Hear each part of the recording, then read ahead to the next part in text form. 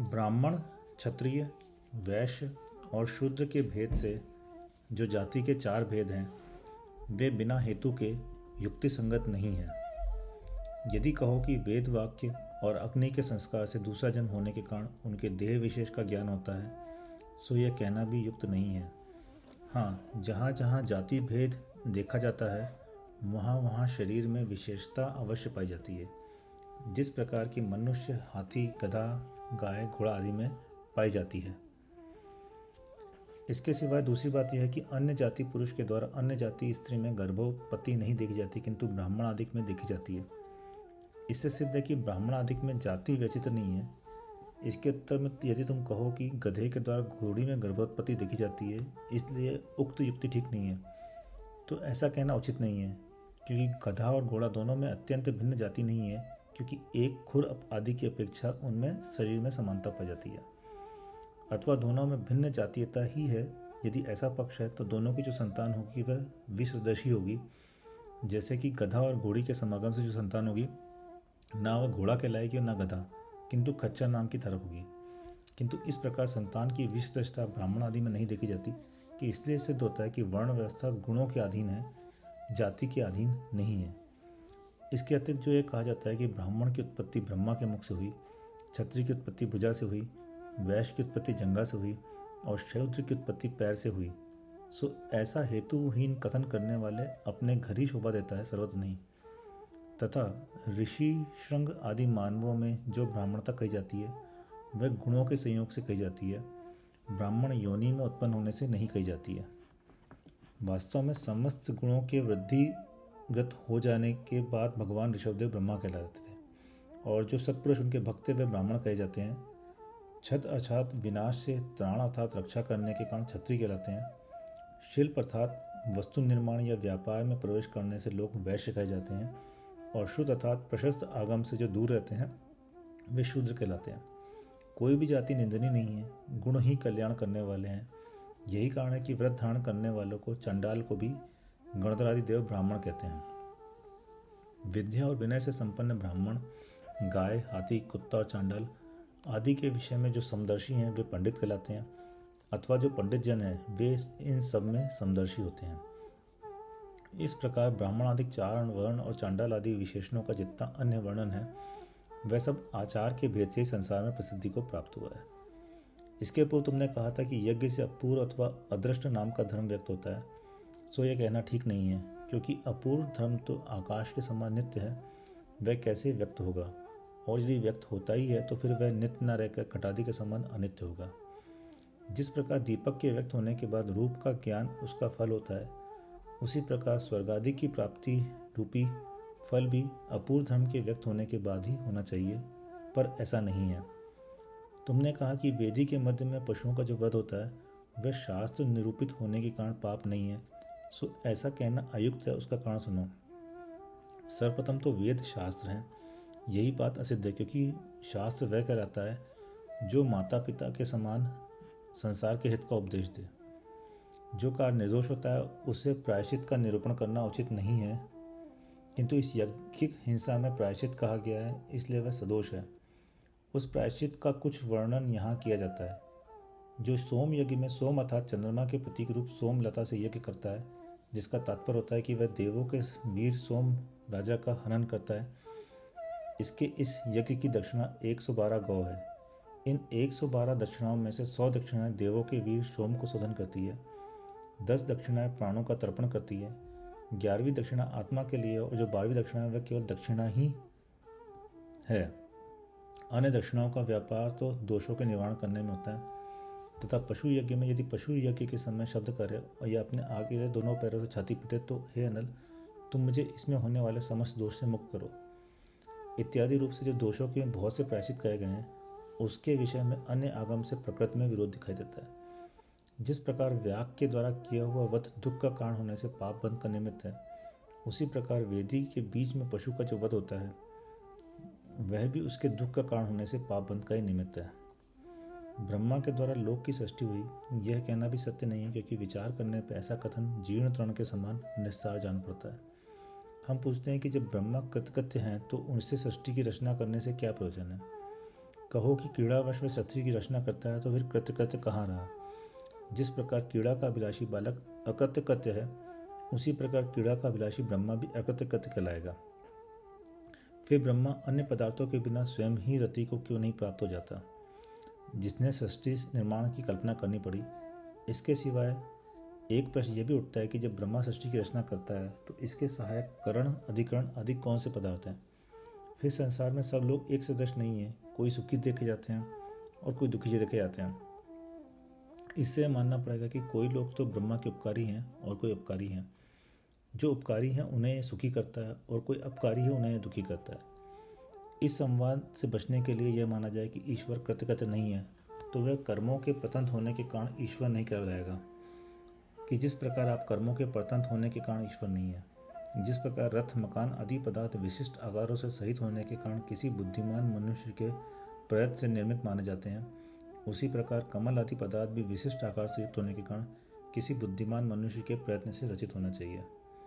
जिसकी बुद्धि से इन सब की रचना होती है वही ईश्वर है। इस अनुमान से सृष्टिकर्ता ईश्वर की सिद्धि होती है।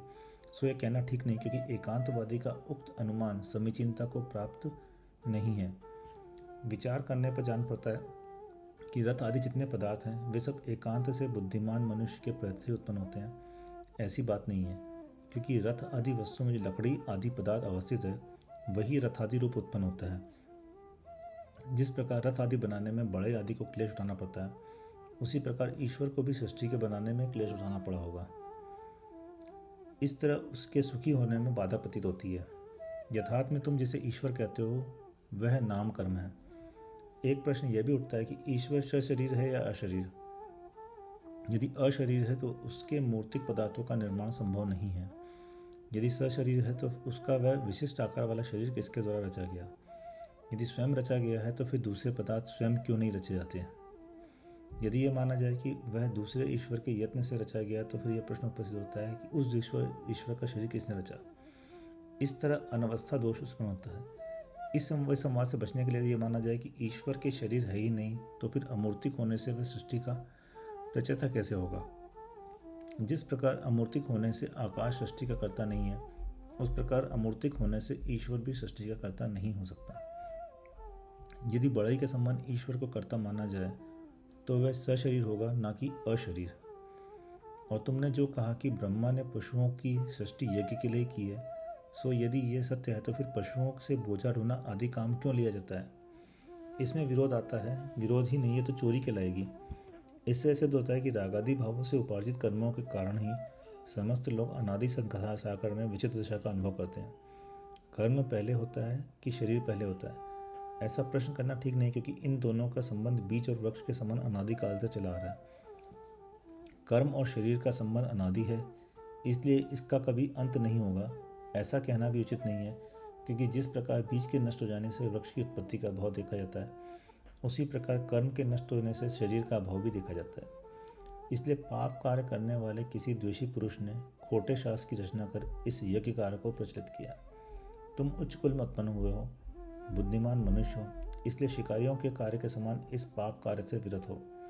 यदि प्राणियों का वध स्वर्ग गति का प्राप्त होने का कारण होता है तो थोड़े ही दिनों में यह संसार शून्य हो जाता, और फिर उस स्वर्ग के प्राप्त होने से भी क्या लाभ है जिससे फिर च्युत होना पड़े। यथार्थ में बाह्य पदार्थों से जो सुख उत्पन्न होता है वह दुख से मिला हुआ तथा परिणामों में थोड़ा होता है। यदि प्राणियों का वध करने से मनुष्य स्वर्ग जाते हैं तो फिर प्राणी वध की अनुमति मात्र से वसु नरक में क्यों गया। वसु नरक गया है, इसमें प्रमाण यह है कि दुराचारी, निज और पर का अकल्याण करने वाले दुष्चेता ब्राह्मण अपने पक्ष के समर्थन से प्रसन्न हो आज भी हे वसो उठो स्वर्ग जाओ इस प्रकार जोर जोर से चिल्लाते हुए अग्नि में आहु डालते हैं। यदि वसु नरक नहीं किया होता तो उक्त मंत्र द्वारा आहुति देने की क्या आवश्यकता थी। चूर्ण के द्वारा पशु बनाकर उसका घात करने वाले लोग भी नरक गए, फिर अशुभ संकल्प के साक्षात अन्य पशु का वध करने वाले लोगों की तो कथा ही क्या है। प्रथम तो यज्ञ की कल्पना से कोई प्रयोजन नहीं है, अर्थात यज्ञ की कल्पना करना ही व्यर्थ है। दूसरे, यदि कल्पना करना ही है तो विद्वानों को इस प्रकार के हिंसा यज्ञ की कल्पना नहीं करना चाहिए, उन्हें धर्म यज्ञ ही करना चाहिए। आत्मा यजमान है, शरीर वेदी है, संतोष साकल्य है, त्याग होम है, मस्तक के बाल कुशा है, प्राणियों की रक्षा दक्षिणा है, शुक्ल ध्यान प्राणायाम है, सिद्ध पद की प्राप्ति होना फल है, सत्य बोलना स्तंभ है, तप अग्नि है, चंचल मन पशु है और इंद्रियां समिधाएं हैं। इन सबसे यज्ञ करना चाहिए, यही धर्म यज्ञ कहलाता है। यज्ञ से देवों की तृप्ति होती है। यदि ऐसा तुम्हारा ख्याल है तो यह ठीक नहीं है, क्योंकि देवों को तो मनचाहा दिव्य अन्न उपलब्ध है। जिन्हें स्पर्श, रस, गंध और रूप की अपेक्षा मनोहर आहार प्राप्त होता है, उन्हें इस मांसादित घृणित वस्तु से क्या प्रयोजन। जो रज और वीर से उत्पन्न है, अपवित्र है, कीड़ों का उत्पत्ति स्थान है तथा जिनकी गंध और रूप दोनों ही अत्यंत कुत्सित है, ऐसे मांस को देवलोक किस प्रकार खाते हैं अर्थात किसी प्रकार नहीं खाते। ज्ञानाग्नि, दर्शनाग्नि और जठराग्नि, इस तरह 3 अग्नियां शरीर में सदा विद्यमान रहती हैं। विद्वानों को उन्हीं में दक्षिणाग्नि, गार पत्याग्नि और आहवनीयाग्नि, इन 3 अग्नियों की स्थापना करना चाहिए। यदि भूखे देव होम किए गए पदार्थ से तृप्ति को प्राप्त होते हैं तो वे स्वयं ही क्यों नहीं तृप्ति को प्राप्त हो जाते। मनुष्य के होम को क्यों माध्यम बनाते हैं। ये देव ब्रह्मलोक से आकर योनि में उत्पन्न होने वाले दुर्गंध युक्त शरीर को खाता है। वह कौवे, शंगाल और कुत्ते के समान है। इसके सिवाय तुम शाद, तर्पण आदि के द्वारा मत व्यक्तियों की तृप्ति मानते हो, सो जरा विचार तो करो। ब्राह्मण लोग लार से भीगे हुए अपने मुख में जो अन्न रखते हैं वह मल से भरे पेट में जाके पहुंचता है। ऐसा अन्न स्वर्गवासी देवताओं को तृप्त कैसे करता होगा। इस प्रकार शास्त्रों के अर्थ ज्ञान से उत्पन्न देवर्षि के तेज से दीप्यमान उस कथन करते हुए नारद जी अनेकांत के सूर्य के समान जान पड़ते थे। ब्राह्मणों ने उन्हें सब ओर से घेर लिया। उस समय वे ब्राह्मण याजक की पराजय से उत्पन्न क्रोध के भार से कंपित थे। वेदांत का अभ्यास करने के कारण उनके हृदय दया से रहित थे। सर्प के समान उनकी आंखों की पुतलियां सबको दिखा रही थी और क्षुभित हो सबको बड़ा भारी कलकल कर रहे थे। वे सब ब्राह्मण कमर कसकर हस्त पादादिक से नारद को मारने के लिए ठीक उससे तैयार हो गए जिस प्रकार की कौवे उल्लू को मारने के लिए तैयार रहते हैं। तदनंतर नारद भी उनमें से कितने ही लोगों को मुट्ठियों रूप मुद्गरों से मार से और कितने लोगों को एड़ी रूप वज्रपात से मारने लगा। उस समय नारद के समस्त अवयव अत्यंत दुस्सह शस्त्रों के समान जान पड़ते थे। उसने सबसे उनसे घूम घूम कर बहुत से ब्राह्मणों को मारा। अतः चिरकाल तक ब्राह्मणों को मारता हुआ खिन्न हो गया। उसने बहुत से दुष्ट ब्राह्मणों ने घेर लिया। वे उसे समस्त शरीर में मारने लगे, जिससे वह परम आकुलता को प्राप्त हुआ। जिस प्रकार जाल से कसकर बंधा हुआ पक्षी अत्यंत दुखी होता है और आकाश में उड़ने में असमर्थ होता है तथा प्राणों का संशय को प्राप्त होता है, ठीक वही दशा उस समय नारद की थी। इस बीच में रावण का दूत वहां आ रहा था, सो उसने पिटते हुए नारद को देखकर पहचान लिया। उसने शीघ्र ही लौटकर रावण से इस प्रकार कहा कि हे महाराज, मुझ दूत को आपने जिसके पास भेजा था वह अकेला ही राजा के देखते देखते बहुत से दुष्ट ब्राह्मणों के द्वारा उस तरह मारा जा रहा है जिस प्रकार की बहुत से दुष्ट पतंगे किसी सांप को मारते हैं। मैं शक्तिहीन था और राजा को वहां देख भय से पीड़ित हो गया, इसलिए यह दारुण वृत्तांत आपसे कहने के लिए दौड़ा आया हूँ। यह समाचार सुनते ही रावण क्रोध को प्राप्त हुआ और वेगशाली वाहन पर सवार हो यज्ञ भूमि में जाने को तत्पर हुआ। वायु के समान जिसका वेग था, जो म्यानों से निकली हुई नंगी तलवारें हाथ में लिए थे और सुसु शब्द से सुशोभित थे, वे रावण के सिपाही पहले ही चल दिए थे। वे पल भर में यज्ञ भूमि में जा पहुंचे। वहां जाकर उस दयालु पुरुष ने दृष्टि मात्र से नारद को शत्रु रूपी पिंजरे से मुक्त कर दिया।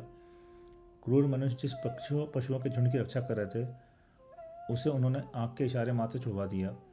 यज्ञ के खंभे तोड़ डाले, ब्राह्मणों की पिटाई लगाई और पशुओं को बंधन से छोड़ दिया। इन सब कारणों से वहां बड़ा भारी कोलाहल मच गया। अब्रह्म्यम अब्रह्म्यम की रट लगाने वाले एक एक ब्राह्मण को इतना पीटा कि जब तक वे निश्चेष शरीरों के भूमि पर न गिर पड़े तब तक पीटते ही गए। रावण के योद्धाओं ने उन ब्राह्मणों से पूछा कि जिस प्रकार आप लोगों को दुख अप्रिय लगता है और सुख प्रिय जान पड़ता है, उसी तरह इन पशुओं को भी लगता होगा। जिस प्रकार 3 लोक के समस्त जीव को हृदय से अपना जीवन अच्छा लगता है, उसी प्रकार इन समस्त जीव जंतुओं को भी यही व्यवस्था जाननी चाहिए।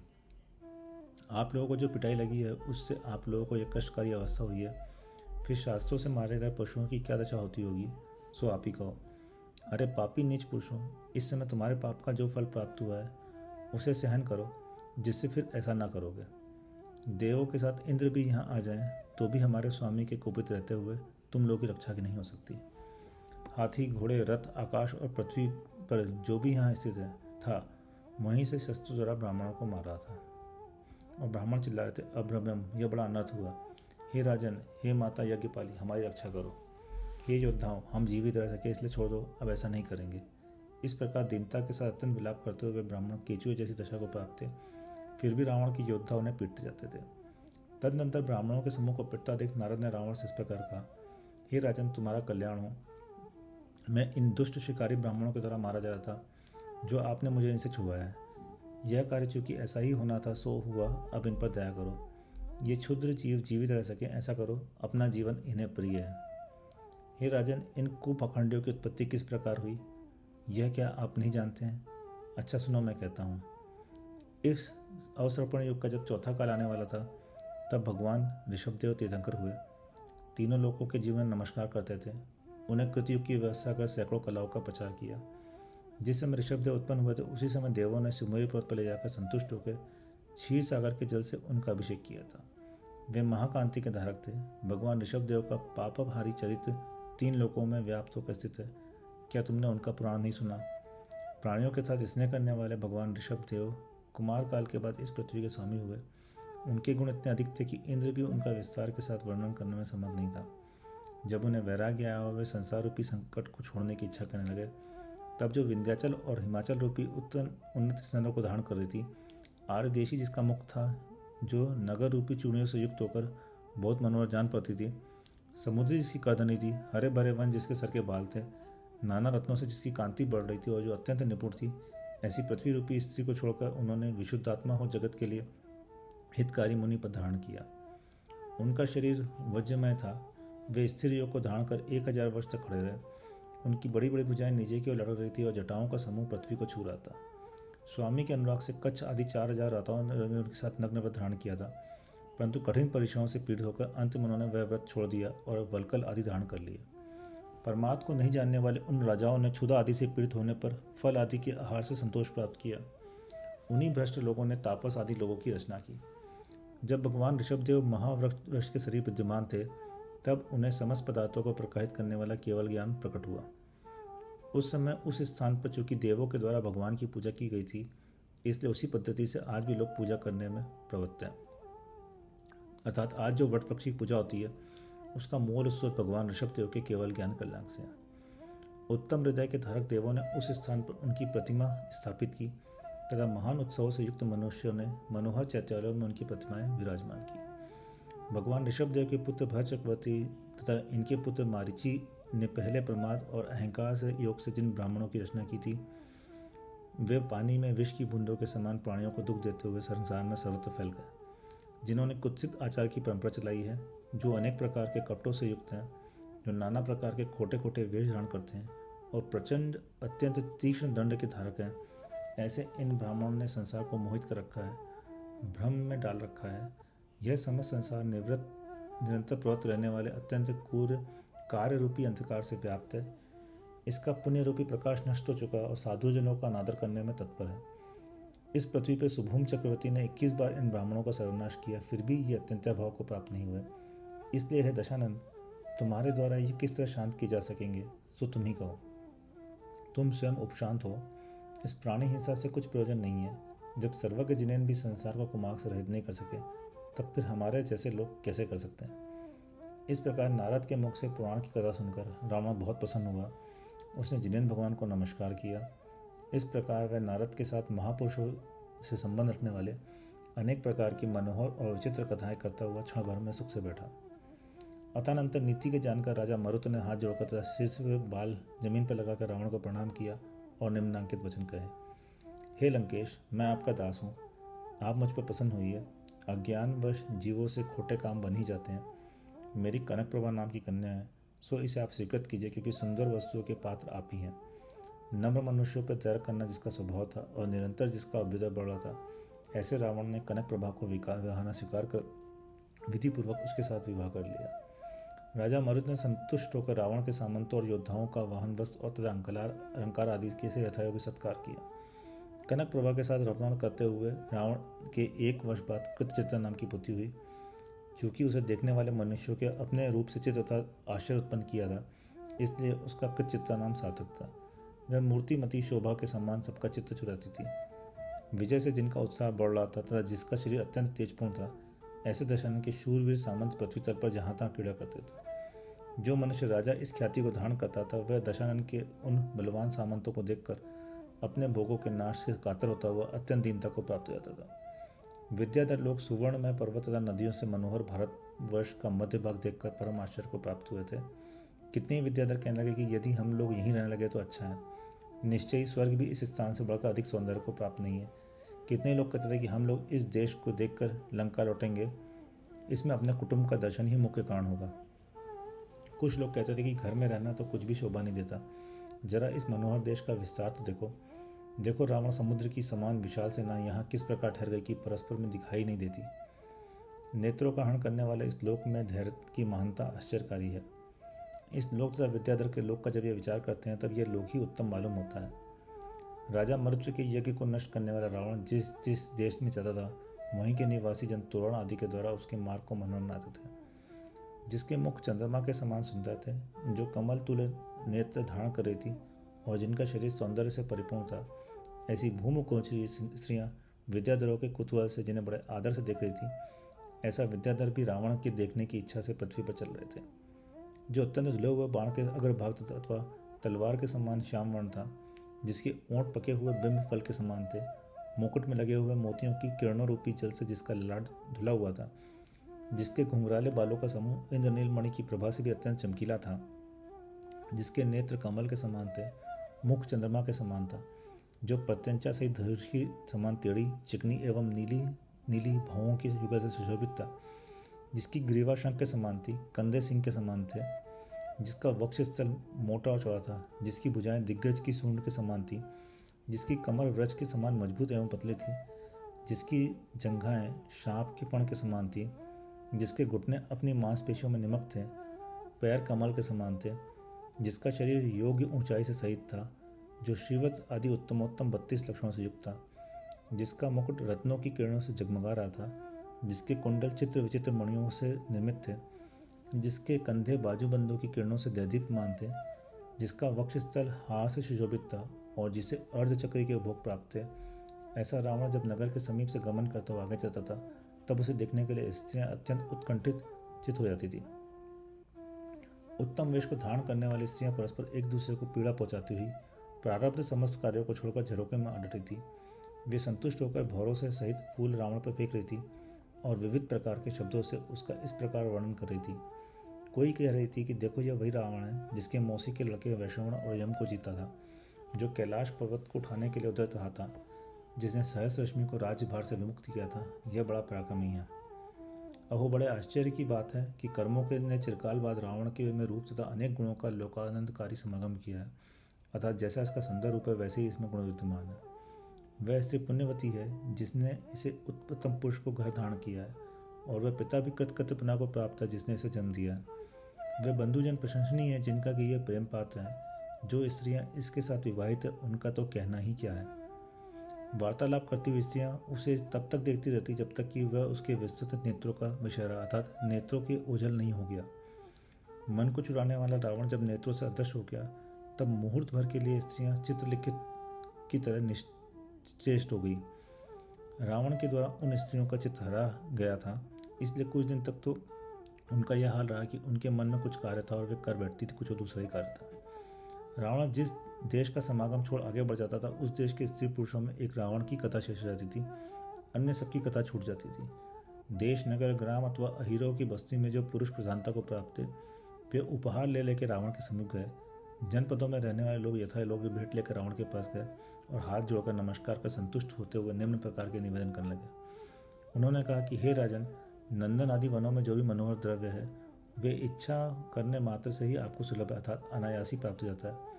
चूँकि आप महावैभव के पात्र हैं, इसलिए ऐसा कौन सा अपूर्व धन है जिसे भेंट देकर हम आपको प्रसन्न कर सकते हैं। फिर भी हम लोगों को खाली हाथ आपका दर्शन करना उचित नहीं है, इसलिए कुछ तो भी लेकर समीप आए हैं। देवों ने जिनेन्द्र भगवान की सुवर्ण कमलों से पूजा की थी, तो क्या हमारे जैसे लोग उसकी साधारण वृक्षों से फूलों की पूजा नहीं करते, अर्थात अवश्य करते हैं। इस प्रकार नाना जनपदवासी और बड़ी बड़ी संपदाओं को धारण करने वाले सामंतों ने रावण की पूजा की तथा रावण ने भी प्रिय वचन कहकर बदले में उनका सम्मान किया। नाना रत्नमय अलंकारों से सुशोभित अपनी स्त्री के समान सुंदर पृथ्वी को देखता हुआ रावण परम प्रीति को प्राप्त हुआ। रावण मार्ग के कारण जिस जिस देश के साथ समागम को प्राप्त हुआ था, वहाँ की पृथ्वी अकृष्ट पच्य धान्य से युक्त हो गई थी। परम हर्ष को धारण करने वाले लोग रावण के द्वारा छोड़े हुए पृथ्वी तल को तथा उसकी अत्यंत निर्मल कीर्ति को अनुराग रूपी जल से सींचते थे। किसान लोग इस प्रकार कह रहे थे कि हम लोग बड़े पुण्यात्मा हैं जिससे कि रावण इस देश में आया। हम लोग अब तक खेती में लगे रहे, हम लोगों का सारा शरीर रूखा हो गया, हमारे फटे पुराने वस्त्र पहनने को मिले, हम कठोर स्पर्श और तीव्र वेदना से युक्त हाथ पैरों को धारण करते रहे और आज तक कभी सुख से अच्छा भोजन हमें प्राप्त नहीं हुआ। इस तरह हम लोगों का काल बड़े क्लेश से व्यतीत हुआ, परंतु इस भव्य जीव के प्रभाव से हम लोग इस समय सर्व प्रकार से संपन्न हो गए। जिन देशों में यह कल्याणकारी रावण विचरण करता था, वे देश पुण्य से अनुग्रहित तथा संपत्ति से सुशोभित हैं। मुझे उन भाइयों से क्या प्रयोजन जो कि दूर करने में समर्थ नहीं है। यह रावण ही हम सब प्राणियों का भाई है। इस प्रकार गुणों के द्वारा लोगों के अनुराग को बढ़ाते हुए रावण ने हेमंत और ग्रीष्म ऋतु को भी लोगों के लिए सुखदायी बना दिया था। चेतन पदार्थ तो दूर रहे, जो अचेतन पदार्थ थे वे भी मानो रावण से भयभीत होकर ही लोगों के लिए सुखदायी हो गए थे। रावण का प्रयाण जारी था। इतने में ही वर्षा ऋतु आ गई, जो कि ऐसी जान पड़ती थी मानो हर्ष के साथ रावण की अवगानी करने के लिए आई थी। बला का बिजली और इंद्रधनुष से शोभित महानीलगिरी के समान काले काले मेघ जोरदार गर्जना करते हुए ऐसे जान पड़ते थे मानो सुवर्ण मालाओं को धारण करने वाले शंख और पताकाओं से सुशोभित हाथी ही इंद्र ने रावण के लिए उपहार में भेजे हों। मेघों के समूह से समस्त दिशाएं इस प्रकार अंधकार युक्त हो गई थी कि लोगों को दिन रात का भेद ही नहीं मालूम होता था, अथवा जो मलिनता को धारण करने वाले हैं उन्हें ऐसा ही उचित है कि वे संसार में प्रकाश और अंधकार से युक्त सभी पदार्थों को एक समान कर देते हैं।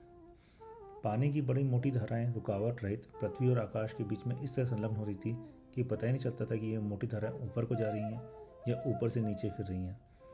मानवती स्त्रियों ने जो मान का समूह चिरकाल से अपने मन में धारण कर रखा था, वह मेघों की जोरदार गर्जना से क्षण भर में नष्ट हो गया था। जिनकी भुजाएं रुंझन करने वाली चूड़ियों से युक्त थी, ऐसी मानवती स्त्रियां मेघ गर्जना जलकर पति का गाढ़ आलिंगन कर रही थी।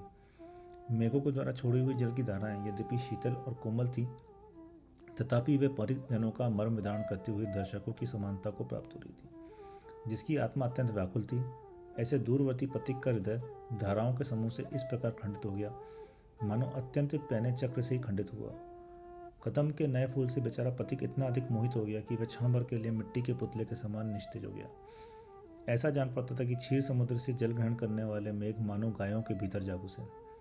यदि ऐसा ना होता तो वे निरंतर दूध की धाराएं कैसे झराते रहते हैं। उस समय के किसान रावण के प्रभाव से महाधनवान हो गए थे, इसलिए उस वर्षा के समय भी वे व्याकुल नहीं हुए।